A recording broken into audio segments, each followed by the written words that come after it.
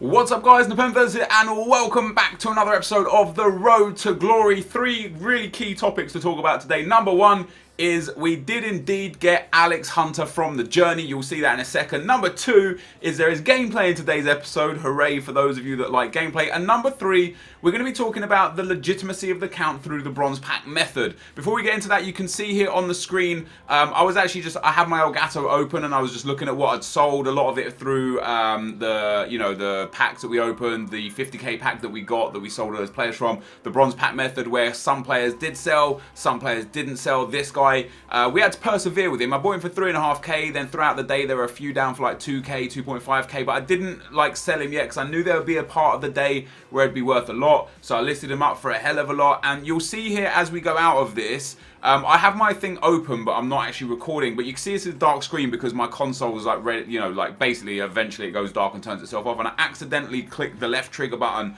which cleared the whole trade pile, which I didn't mean to do.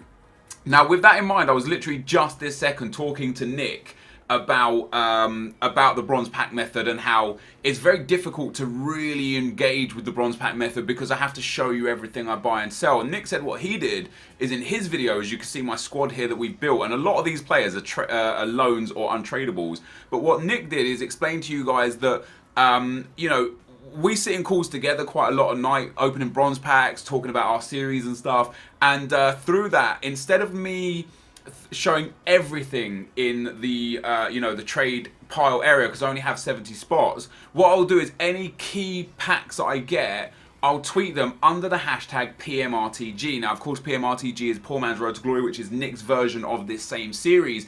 But if we both do it under the same hashtag, you guys can then get involved and you can see every single bronze pack that's effective. Things that sell for like little amounts of coins, like just players that sell for 200 or injury cards that sell for 200, 300, 400. What I'll do is I'll just get rid of them off the trade pile, and I'll keep on the trade pile anything that's of really high value so that you know this is why it's sold. But everything else we'll kind of get rid of so I can keep my trade pile cleaner. And by keeping it cleaner, I can do more. And the reason why I'm speaking about this is because at the time you're watching this, there's a new squad builder challenge just came out for a Del Piero on loan for 20 games. Now, to complete it, you need some Calcio B players, some Hyundai A-League players, some Juve players and stuff, and we can complete it on our Road to Glory account with ease through the bronze pack method and through the upgrade pack method with no problem. But it's going to be really, really long-winded for me to show everything in the videos because of how much time and how much effort goes into it.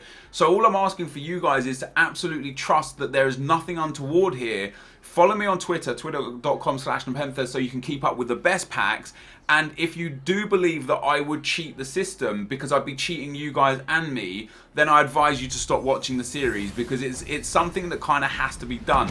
Now, after speaking about that, let me know your thoughts in the comment section. I won't make an executive decision on the matter until I get your guys' feedback. But I think the bronze pack method has been proven to be an efficient way to make money and a really good way, especially with the squad builder challenges now, to turn bronze and silver cards into serious coins. Now, we end up opening some loan packs that we got from the Journey. The first one wasn't great for us because we're never really going to use Giovinco, but we got Cazorla in the next one. We got Lloris in the next one, which was amazing because that's two BPL players that are able to go straight into our squad. And again, just a couple of loan players that are going to really help us. Like, I know I have a considerable number of coins right now as another bronze item sold there. And you can see me constantly going in and out of my trade pile with bronze stuff. And you don't see me opening the packs necessarily, but you do see all the sales. And what will marry up is the amount of players that I have in the club that are bronze, again, as you saw right there, and the amount of consumables that I have in the club that are bronze. But we've now got this squad in front of us right here. And the only players that I bought were the striker and the left back, which is crazy. We've got a whole BPL team that we're able to take into online divisions for nothing. It's insane. The first game we go into, guys, this guy has a 90 chem, 83 rated BPL team. Bit of a few interesting choices there. I understand why you'd use the loan players, but you've got to be smart with who you use and where. Like, if that were me, I'd get Rodriguez and Godin and put them on the bench. I'd put two BPL players in there and use a full BPL team for the chemistry. But overall, You know, this guy obviously doesn't, you know, is not using FUT to the best of his potential to maximise his time on the game. We end up getting our first goal with Perez, and one of the biggest problems for me, I know I've said it a few times now, one of the biggest problems for me right now in FIFA is finishing. So it was dangerous to pick players like Perez and Hunter who don't have the greatest finishing, when I could have gone and got players like Jonas or like Adariz, who we do have in the club. You know, players with really high-end finishing to play our games. But I wanted to play with Alex Hunter. I wanted to play with a BPL team. So we start off going into Division, I think we're in Division 10 still. We get a goal with Perez, lovely goal. A goal with Hunter. We then go to the top of the box here with Alex Hunter. He hits it across the keeper, off the bar. Eden Hazard, of course, is alone for us, plays it inside, it pulls back to Drinkwater to Hazard, Hazard into Perez, and I wanted to try to see if the bicycle kicks still work, and the bicycle kicks still work. It wasn't the cleanest bike, he kind of went sideways to bike it rather than like actually overhead kicked it. But after a little dab on the goalkeeper and a 3-0 there, we do score the bicycle kick of dreams, the first one of hopefully many to come. It was a really efficient way of scoring last year because people don't expect you to do it, and for some reason the bikes were just overpowered. Our opponent does get back into the game with a really, really nice finish from James Rodriguez, and as I talk about this, I've just been playing with James Rodriguez on my main account. He is solid. He is an absolutely sensational player, so definitely a player who I want to pick up early on in this series. He's right now about 70,000 coins. With the release of FIFA worldwide, I'm hoping the player prices start to tumble a little bit now. You know, 10, 20, 30% off players right now will be dreamy. We get a 3-1 win. We get some more match coins. We've got 8 points now in the division. We still need 4 more points to go up through promotion, which we should get. Into the next round, we come up against another pretty much lone team. You know, Royce, Aubameyang, Mkhitaryan. He's got James Rodriguez himself. He's only got 77 chemistry, but it is a really high-rated team, an 84-rated team with good players in the team. And the fact that he had Royce and Aubameyang up front, specifically Aubameyang, after my previous dealings with him so far in FIFA 17, I was genuinely worried that this could be a game where I'm just going to get absolutely dominated on. But we end up getting ourselves a penalty. He slides through the back of me as I'm about to shoot with Alex Hunter. Can anybody tell me how that's not a red card? It's a slide tackle from behind, and he gets nowhere near the ball as I'm about to shoot. I don't know how it wasn't a red card, but game says that it wasn't. Alex Hunter steps up, gets his second goal in 2 games, and as I said in a few episodes ago, Alex Hunter is going to be our marquee player this year. We're going to try and fit him in, not necessarily into every team, but we are going to have him on the bench a lot. We're going to try and build a lot of teams around him, find maybe a super team where we can have him in the game to be doing some good work, and basically use him as our guy that we're going to try and boost up to at least 100 goals. The realistic aim will be 250 goals, I think. I think that's a solid aim for a player in a road to glory. So we'll see how it goes. Ball comes in here to Riyad Mahrez. Lovely scoop turn past the defender. Beautiful finesse shot around the keeper. We go 2-1 up. We dab on him. And he decided to rage quit here. And I thought it was quite strange because although I was dominating the game, he's shown by the fact that he got back into the game at 1-1. Anything's possible. So it's very strange for me that he decided that that would be the end of the game for him. We do get a rage quit win. Easy 3 points. Santi Cazorla is amazing. I was interested to see how he played because as a cam, I don't really play with Santi. I never have done in FIFA, so I was really intrigued as to how he would play, and he plays really, really well on the ball, and we get another 3 points in the bag, so we need just 1 more point now for our promotion, which would be very nice again because of the coin boost. We go back to the market and show you some more players that have sold. Most of them only selling for 200-300 coins. Even the MLS players at this stage, some of the low-rated MLS players only go for 300-400 coins because a lot of them aren't actually relevant because you have minimum targets for team rating. So like if you have to get a 65 rated team in your MLS challenge, having a 56 rated bronze is going to reduce that drastically to the point where you might then have to overpay for another one. So those low rated bronzes in the MLS don't really go for that much. We go into our final game of Division 10, a really, really nice team from our opponent, 100 chem, 82 rated. He's got Martial, Bellerin, Butland, and Mahrez there on loan. He's got Batshuayi and Musa up front, Lallana, Matic, Smalling and Cahill, and it's a really, really nice team. And I'm using my La Liga team right now, and this is the first time I've used this team, so I was very interested to see how it played. We do have Luis Suarez, of course, hopefully the difference in the game, and to start things off after just 10 or so minutes, he was the difference in the game. Really, really clinical finisher, Suarez, and literally just after this game, I fell in love with Suarez. I know he's been a player that I've loved through the last 2 FIFAs.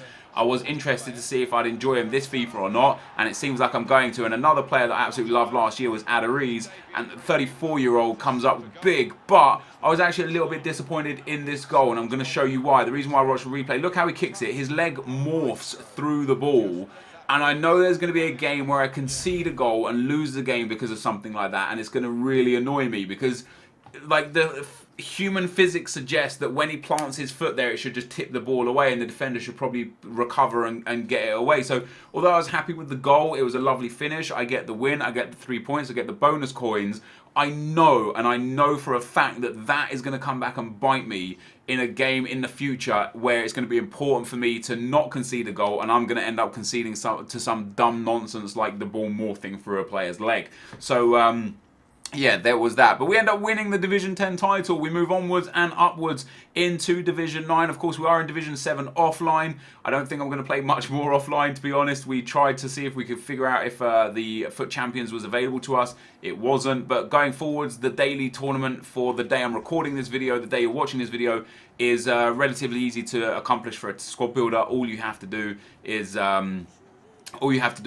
have 65 minimum chemistry, which is easy. Now, I did play the offline draft again, guys. I've been seeing people get crazy good results in the offline draft. Unfortunately, the bit of footage after the draft finished and me opening the packs was corrupt when I tried to put it into Sony Vegas. I tried to handbrake it. It wasn't coming back to me. As you guys know, I've had huge problems with my recording software the last few weeks. I thought everything was chill again. Unfortunately, I screwed up here, or I didn't screw up, but it screwed up here. So I got a premium pack, a premium gold pack and a premium jumbo pack. That was it. And it was actually a really disappointing reward because I've been seeing people get crazy good rewards from the offline draft. This is now our second offline draft. The first time we got 2 7.5k packs, 1 15k pack, which was decent, like really good. But this time we only got 1 7.5k pack and 1 15k pack, which was disappointing. And I didn't get anything decent in it either. A couple players which you'll see on the trade pile in a second. But I packed this guy through bronze pack method. And again, I just wanted to show you that he's there. Listed him up for 4,000 coins. He will undoubtedly sell. He was the cheapest by a couple of thousand coins. And when we move to the next screen, you can see through gold upgrade here, which I was doing the gold upgrade a little bit. We've got 2 packs in the store. Through bronze pack method again, you can see though that this the guy that I listed up there for 4,000 coins sold. All these items, all these gold items you see right now are from the offline draft. So Durham was one of our best players, a chemistry style, another gold player. But there you go, the guy there, the MLS left back, because he's 63 rated. In terms of team rating, he doesn't really bring it down too much, so they're worth quite a considerable amount. And you can see again some gold items on the trade pile there that haven't sold. But we're up to, I can't see it exactly, but I think that's 80,000 coins now. It might say 60,000, but I believe it's 80,000. A few items there that aren't selling, but will eventually sell. We get 2 upgrade packs. I traded in all the bronze players that I've been collecting from the bronze pack method. People have been getting really lucky in these, so I was hoping I would get quite lucky in them. We end up getting a cam from the La Liga. Is Ganso. Potentially a really good future for Ganso, but not a player that I'll probably use due to the fact that he's got 35 pace. So we'll likely put him back in with that centre back, back into the squad builder upgrade challenge and get, use them as 2 of the players to build towards another pack. But in the second pack, there's a glitch where it's not opening properly, but we get Nzonzi, who's a fantastic pull and will replace Casemiro for us because, hey, we can get the coins back. And we get this guy here, Gonzalez, left mid, only 78 rated, but he's got really nice stats. Good dribbling and good pace. Very similar stats to Carrasco, and he's got 4-star skill moves. So what I did was I went and got rid of Carrasco, got my coins back for him. We actually made about 100 coins profit on him. He's actually got, look at Carrasco, 88 pace, 84 dribbling, 75 shooting, 76 passing. I end up listing him up for 4,900 coins, I believe. But again, bear in mind the stats, 88, 84, 75, 76. Which will be important when we look at the other guy in a second. So I listed Carrasco up for 4,900. He did eventually sell, which was great. And then in at that left midfield spot, he's got, I can't remember exactly the stats that he's got, but they are near identical, marginally lower than Carrasco as a free upgrade player, which is great. And Nzonzi goes in as soon as Casemiro's injury is out off of him. We'll sell him as well, pick up a few more coins.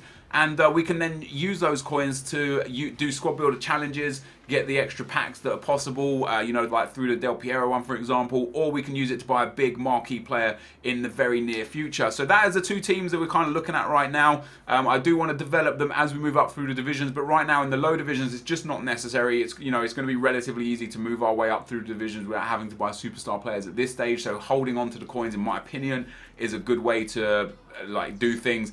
We did sell Carrasco right there, and that, guys, is going to signal the end of the video. So if you did enjoy this, be sure to leave a like, rating, comment, and subscribe to my channel if you haven't already. I appreciate all the support you guys have given on this series. Thank you for watching. Hopefully you enjoyed it, and I'll see you next time. I'm out. Peace.